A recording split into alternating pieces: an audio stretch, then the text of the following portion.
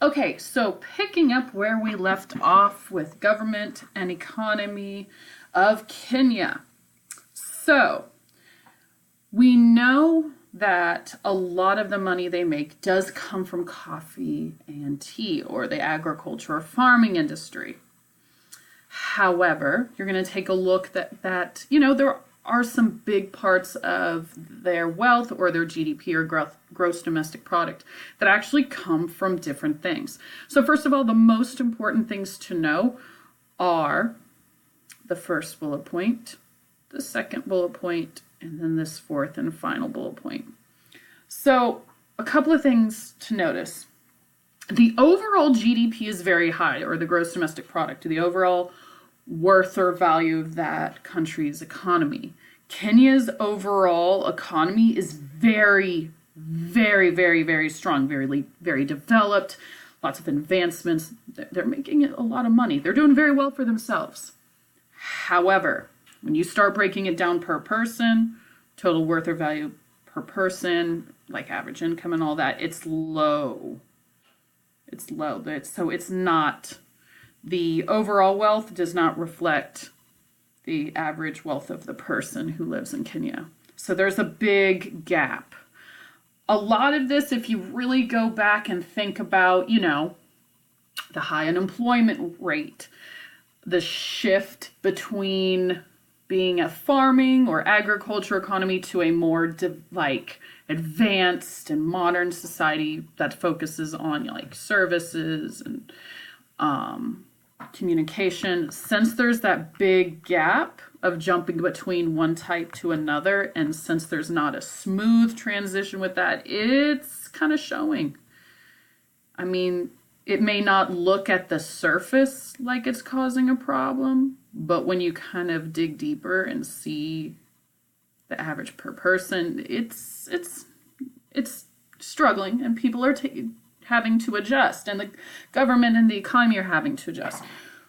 But good news is it is growing and it is getting better. And actually something that is really helping Kenya's overall gross domestic product or worth or value is tourism. Tourism is huge. As you can imagine, Kenya is in the Savannah region, and that's where there's a lot of safari adventures, people going to explore, looking at the animal life. That is a huge draw. That is a huge moneymaker for Kenya. So that's been really helping. So as the years go on, I really think that once there's a little more focus on making sure that education and training is balanced with both focus on the farming for coffee and tea, but also with that focus of, some of the evolving technologies and evolving industries with communication, but also with training and education on how to really boost tourism, I really think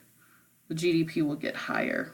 All right. So that's promising. It's getting there. But it's going to take some time, some work, So the last thing is trade barriers.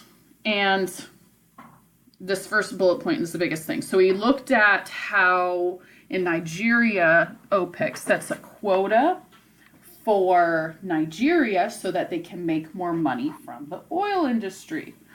Well, in Kenya, they set a tariff on any and all farm goods and any and all farm products that come from outside of Kenya. And tariffs are set at 11%. Why is that?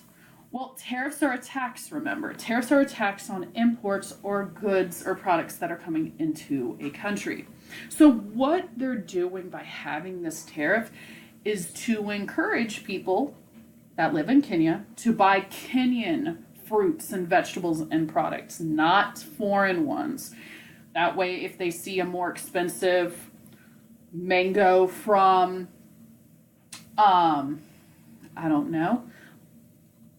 California, they won't want to buy the one from California because it's more expensive. They're going to want to buy the one from Kenya because it's cheaper, because that foreign mango is going to be more expensive from that tariff, and the one from Kenya, it's going to be the same typical price. And so that's kind of the whole purpose. You put that tariff on there to motivate people to buy one local product versus another foreign product. So this is where I'm going to be wrapping up for today for the government and economy of Kenya. But I want to end on this. What are your thoughts on Kenya's government and economy versus Nigeria's government and economy?